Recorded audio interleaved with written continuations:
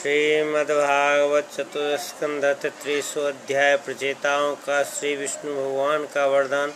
विदुर जी ने पूछा, ब्राह्मण, आपने राजा प्राचीन वही के जिन पुत्रों का वर्णन किया था, उन्होंने रुद्र गीत के द्वारा श्रीहरि की स्तुति करके क्या सिद्ध प्राप्त की? ब्रह्मा, अस्पत्य, मोक्षाधिपति श्री नारायण के अत्यंत प्रिय भगवान शंकर का अकस्मात सानिध्य प्राप्त करके प्रचेताओं ने मुक्ति तो प्राप्त की ही होगी। इससे पहले इस लोक में अथवा परलोक में भी उन्होंने क्या पाया, वह बतलाने की कृपा करें। श्रीमती जी ने कहा, विदुर जी, पिता के आज्ञाकारी प्रचेताओं ने समुद्र के अंदर खड़े होकर रुद्र गीत के जप रूपी यज्ञ और तपस्या के द्वारा समस्त शरीरों के उत्पादक भगवान श्रीहरि को प्रसन्न कर लिया और तपस्या करते करते 10,000 वर्ष बीत जाने पर प्राण पुरुष श्री नारायण अपनी मनोहर कांति द्वारा उनके तपस्या जनित क्लेशों को शांत करते हुए सौम्य विग्रह से उनके सामने प्रकट हुए। गरुड़ जी के कंधे पर बैठे हुए श्री भगवान ऐसे जान पड़ते थे मानो सुमेर के शिखर पर कोई श्याम घटा छाई हो। उनके श्री अंग में मनोहर पीतांबर और कंठ में कौस्तुभ मणि सुशोभित थी। अपनी दिव्य प्रभा से वे सब दिशाओं को अंधकार दूर कर रहे थे। चमकीले सुवर्णमय आभूषणों से युक्त उनके कमनीय कपोल और मनोहर मुखमंडल की अपूर्व शोभा हो रही थी। उनके मस्तक पर झिलमिलाता हुआ मुकुट शोभायमान था। प्रभु की 8 भुजाओं में 8 आयुध थे। देवता, मुनि और पार्षदगण सेवा में उपस्थित था। गरुड़ जी किन्नरों की भांति साममय पंखों की ध्वनि से कीर्तिगान कर रहे थे। उनकी 8 लंबी लंबी स्थूल भुजाओं के बीच में लक्ष्मी जी से स्पर्धा करने वाली वर्णमाला विराजमान थी। आदि पुरुष श्री नारायण ने इस प्रकार पधार कर अपने शरणागत प्रचेताओं की ओर दया दृष्टि से निहारते हुए मेघ के समान गंभीर वाणी में कहा। श्री भगवान ने कहा, राजपुत्रों, तुम्हारा कल्याण हो।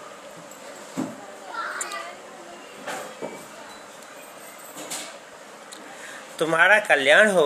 तुम सब में परस्पर बड़ा प्रेम है और स्नेहवश तुम एक ही धर्म का पालन कर रहे हो। तुम्हारे इस आदर्श उससे वर मांगो। जो पुरुष सायंकाल के समय प्रतिदिन तुम्हारा स्मरण करेगा, उसका अपने भाइयों में अपने ही समान प्रेम होगा तथा समस्त जीवों के प्रति मित्रता का भाव हो जाएगा। जो लोग सायंकाल और प्रातः काल एकाग्रचित्त से रुद्र गीत द्वारा मेरी स्तुति करेंगे, उनको मैं अभिष्ट वर और शुद्ध बुद्धि प्रदान करूंगा। तुम लोग बड़ी प्रसन्नता से अपने पिता की आज्ञा सुधार्ज की है। इससे तुम्हारी कमनीय कीर्ति समस्त लोकों में फैल जाएगी। तुम्हारे एक बड़ा ही विख्यात पुत्र होगा। वह गुणों में किसी भी प्रकार ब्रह्मा जी से कम नहीं होगा तथा अपनी संतान से तीनों लोकों को पूर्ण कर देगा। राजकुमारों, कंडू ऋषि के तपोनाश के लिए इंद्र की भेजी हुई प्रमोलोचा अप्सरा से एक कमल नैनी कन्या उत्पन्न हुई थी। उसे छोड़कर वह स्वर्ग लोक चली गई। तब वृक्षों ने उस कन्या को लेकर पाला पोसा। जब वह भूख से व्याकुल होकर रोने लगी, तब औषधियों के राजा चंद्रमा ने दयावश उसके मुंह में अपनी अमृत वर्षनी तर्जनी उंगली दे दी।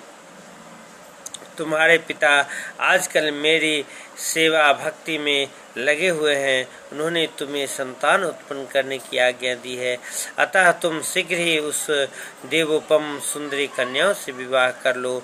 तुम सब एक ही धर्म में तत्पर हो और तुम्हारा स्वभाव भी एक सा ही है, इसलिए तुम्हारे ही समान धर्म और स्वभाव वाली वह सुंदरी कन्या तुम सभी की पत्नी होगी तथा तुम सभी में उसका समान अनुराग होगा। तुम लोग मेरी कृपा से 10 लाख दिव्य वर्षों तक पूर्ण बलवान रहकर अनेकों प्रकार के पार्थिव दिव्य भोग भोगोगे। अंत में मेरे अविचल भक्ति से हृदय का समस्त बाष्प इस लोक तथा परलोक के नरक तुल्य भोगों से उपरत होकर मेरे परम धाम को जाओगे। जिन लोगों के कर्म भगवत दर्पण बुद्धि से होती है, जिनका सारा समय मेरी कथा वार्ताओं में ही बीतता है, वे गृहस्थाश्रम में रहे तो भी घर उनके बंधन का कारण नहीं होते। मैं नित्य प्रति मेरी लीलाएं सुनते रहते हैं, इसलिए ब्रह्मवादी वक्ताओं के द्वारा मैं ज्ञान स्वरूप पर ब्रह्म उनके हृदय में नित्य नया नया सा भासता रहता हूँ। और मुझे प्राप्त कर लेने पर जीवों को न मोह हो सकता है, न शोक और न हर्ष ही। श्रीमती जी कहते, भगवान के दर्शनों से प्रचिताओं के रजोगुण तमोगुण मल नष्ट हो चुका था। जब उनसे सकल पुरुषार्थ के आश्रय और सबके परम सुहृदय श्रेय ने इस प्रकार कहा, तब वे हाथ जोड़कर गदगद वाणी से कहने लगे। प्रचेताओं ने कहा, प्रभु आप भक्तों के क्लेश दूर करने वाले हैं, हम आपको नमस्कार करते हैं। वेद आपके उदार गुण और नामों का निरूपण करते हैं। आपका वेग मन और वाणी के वेग से भी बढ़कर है तथा आपका स्वरूप सभी इंद्रियों की गति से परे हैं। हम आपको बार बार नमस्कार करते हैं। आप अपने स्वरूप में स्थित रहने के कारण नित्य शुद्ध और शांत है। मन रूप निमित्त के कारण हमें आप में यह मिथ्या द्वैत भास रहा है। वास्तव में जगत की उत्पत्ति स्थिति और लय के लिए आप माया के गुणों को स्वीकार करके ही ब्रह्मा विष्णु और महादेव रूप धारण करते हैं। हम आपको नमस्कार करते हैं।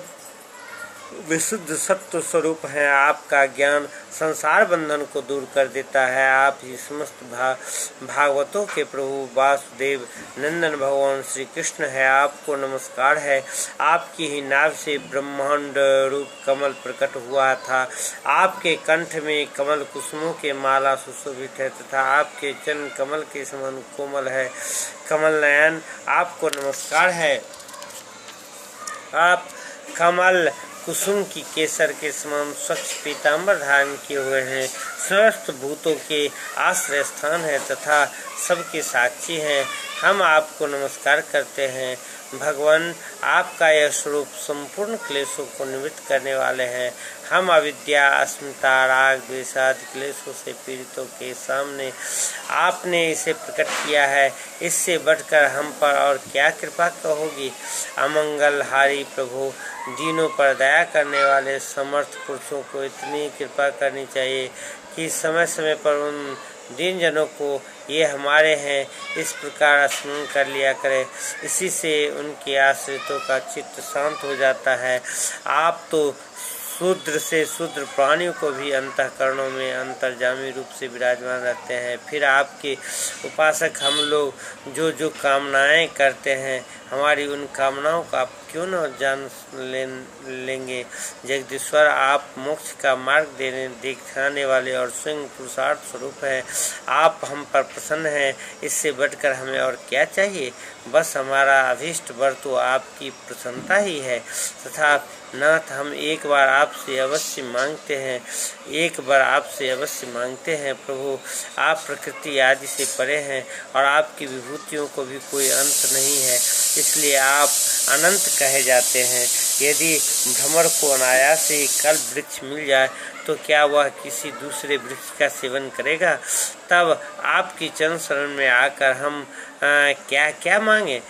हम आपसे केवल यही मांगते हैं कि जब तक आपकी माया से मोहित होकर हम अपने कर्मानुसार संसार में भ्रमते रहे, तब तक जन्म में हमें आपके प्रेमी भक्तों का संग प्राप्त होता रहे। हम तो भगवत भक्तों के क्षण भर के संग के सामने स्वर्ग और मोक्ष को भी कुछ नहीं समझते, फिर मानवी भोगों को तो बात ही क्या है।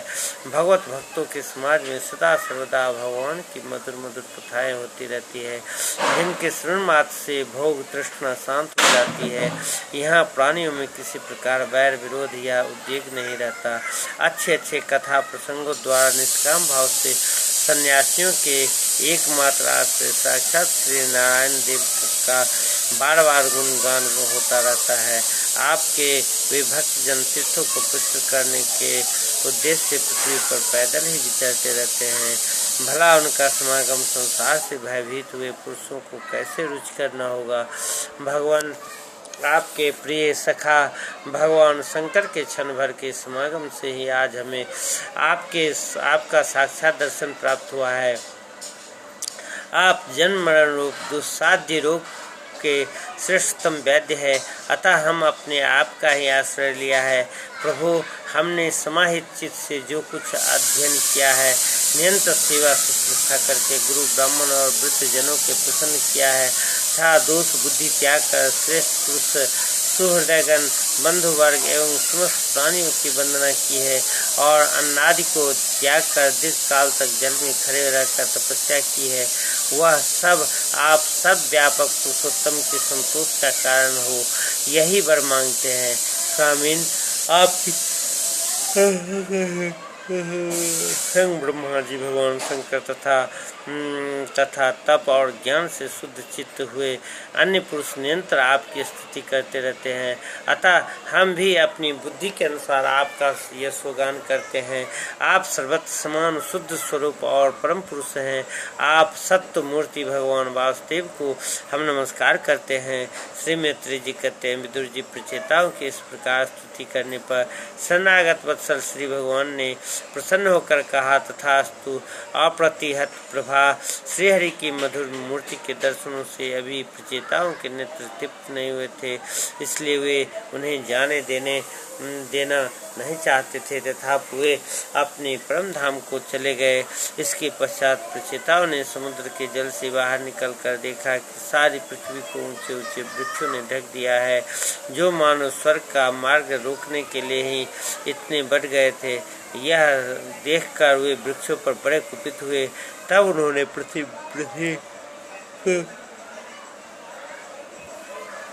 मुख से प्रचंड वायु और अग्नि को छोड़ा, जैसे काला अग्नि रुद्र प्रलय काल में छोड़ते हैं। जब ब्रह्मा जी ने देखा कि वे सारे वृक्षों को भस्म कर रहे हैं, तब वे वहां आए और प्राचीन भाई को पुत्रों को उन्होंने युक्ति पूर्वक समझाकर शांत किया।